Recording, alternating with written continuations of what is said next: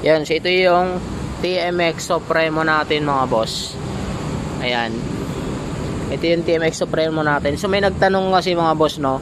Kasi ito, nag-convert tayo ng carburetor ng pang Barako 175 yung ating ginamit dito. Tignan nyo, piston type.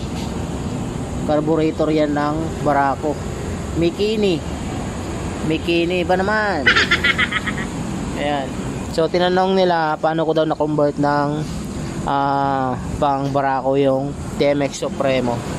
Ayan, so ang ginawa ko lang, so hindi na tayo nagpalit ng manifold kasi manifold lang din yan.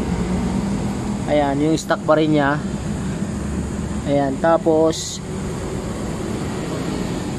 mas maliit yung butas ng manifold, so pinilit natin ipasok yung carburetor. So ito yon yung bunganga. Ayan, so pasok siya sa mahigpit. Ayan, tapos yung kanyang air papunta sa air cleaner, same lang din siya. Ayan, inikot lang natin, kumbaga dito ito yung box nya, inikot lang natin to. Ayan, para pumasok. So ganun, wala ka nang babaguhin dyan mga boss. Ito lang, iikutin mo lang to. So tatanggalin mo yung pagkadikit, so iikutin mo lang. Ayan, tapos yung kable nya, siyempre magpapalit ka ng kable. Ayan, papalit ka rin ng